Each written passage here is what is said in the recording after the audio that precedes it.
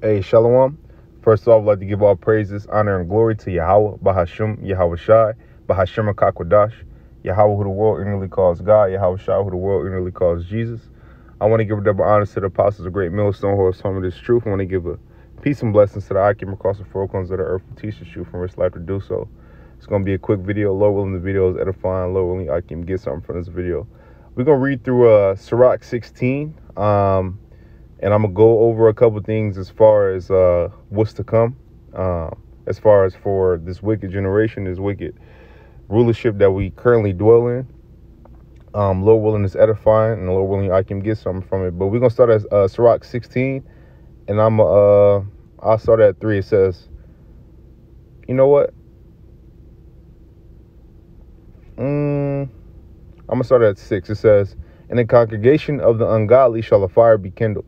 Okay, now we understand what's to come as far as, what's to come as far as the end of this nation, which is thermonuclear fire, which we always bring out in the scriptures, and we always prove it with precepts and with scriptures. Scriptures say prove all things, and we definitely prove it after, breaking it down.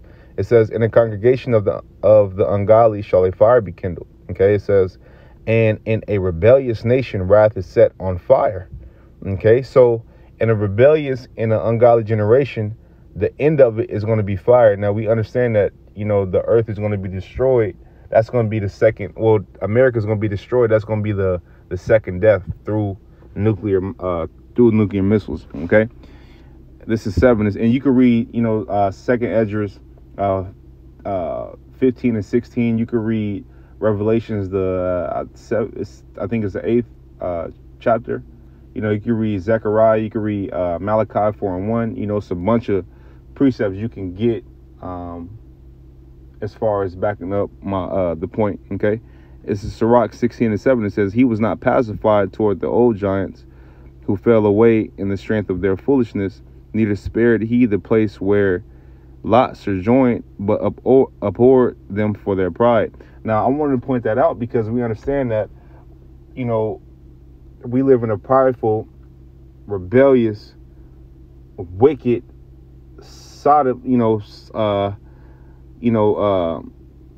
homosexual place, man. Okay, and they use the rainbow for what? For pride. Okay, they say it's for, gay pride or whatever. You know what I mean? And that's not what that's for. That was actually a covenant that the Most High made with the earth, that he won't flood it anymore. Okay. It says, he pitied not the people of perdition who were taken away in their sins. Let me go down, scroll down. Let me go down to 11. It says, and if there be one stiff-necked among the people, it is marvel if he escape unpunished. So it's a marvel if a stiff-necked person gets away. Now, we live in a generation full of stiff-necked people, especially of our people. That's why 2/3 of our people are going to be destroyed by way of this fire. Okay, it says, in a bunch of other things, right? When you go into Jacob's trouble, right? You can read in 2nd Esdras again, 15, 16. You can read martial law. You can read Jeremiah 30 and 7. These scriptures talk about, a time that's like never before. Okay, which really, that's going to be the punishment for 2/3, really for the world, man. And if you dwell in this world, or if you indulge in this world, with its wickedness, then that's going to be for you. You're going to partake in the destruction that's to come. Okay, it says, and if there be one stiff neck among the people, it is marvel if he escape unpunished. For mercy and wrath are with him. He is mighty to forgive and to pour out displeasure. As his mercy is great, so is his correction also. So as his mercy is great, right, so is his correction. Yahweh's mercy is great. Okay, but his correction, is going to be even is great as well. And it says his wrath is great. He's great in wrath. Well, the wrath is going to be all the things to come. So don't think it's strange when you see, the shit that you see on these movies, as far as like the Book of Eli, as far as, the Purge and these things, man. These things are to come, man, and it's being shown to you. Not, people view it for entertainment, but we get it. We read between the lines, man. It says, where was that? It says, where was that? It says, in 13, it says, the sinner shall not escape with his spoils. Okay. And the patience of the godly shall not be frustrated. Okay. So the sinner should not escape with his spoils. Okay. The sinner's going to be destroyed. It says, and the patience of the godly should not be frustrated. So the patience of the godly, right? It's a reward for the patience of the, if you read Hebrews 10 and 30, I think it's like 34 or 35, it tells you that your confidence have a great recompense of reward, you know? Okay. And through that patience, right? Through the patience, right? Because during the patience, it's a, you know, it's like a purging period. During the, you know, to when you have patience, it's almost like to suffer. Okay. You have hope, you know, to have, you know, patience, you got to have faith and you got to have hope, you know? Okay. It says, as his mercy is great, so is, this is 13. It says, the sinner shall not escape with his spoils, and the patience of the godly shall not be frustrated. It says, make way for every work of mercy, for every man shall find according to his works.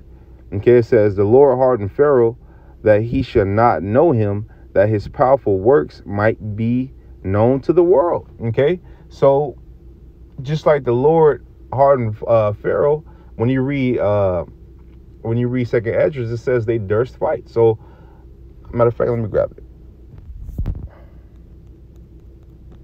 Because in this time, right? In this time, you know, these nations, their heart, they're going, you know, their heart is going to be hard, and they're going to fight as well. Even though they're going to be scared, they're going to fight as well. But when you read in Jeremiah, it tells you we should no longer talk about what happened in Egypt, but what the deliverance out of the north country.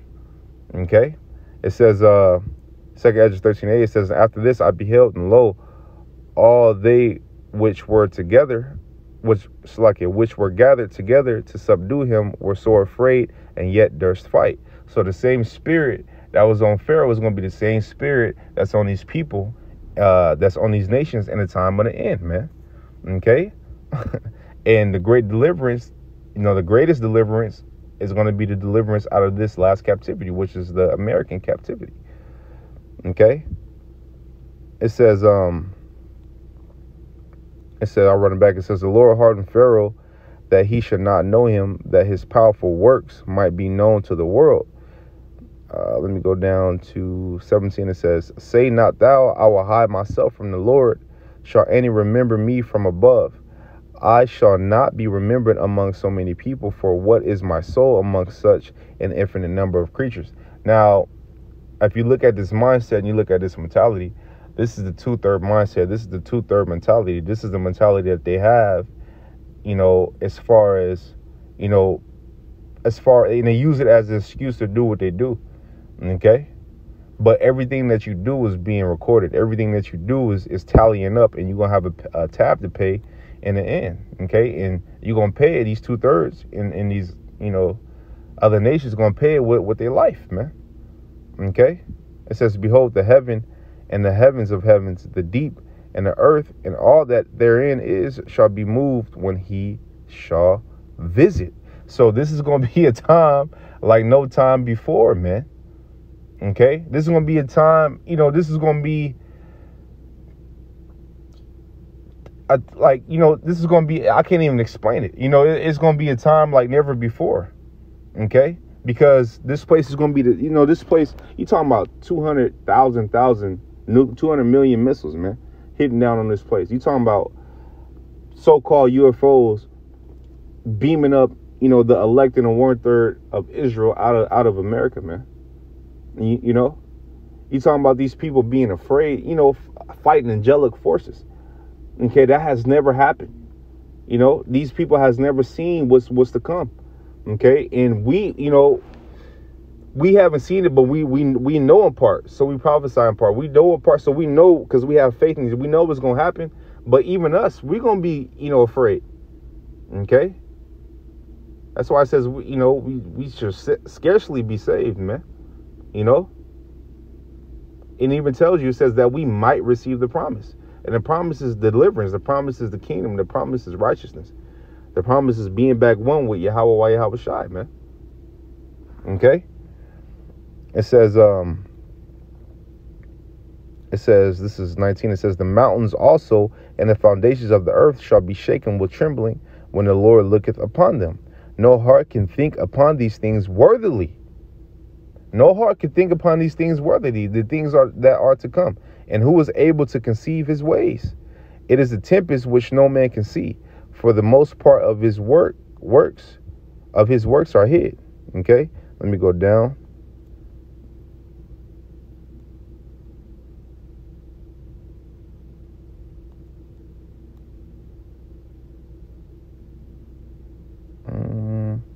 I think that was my point. You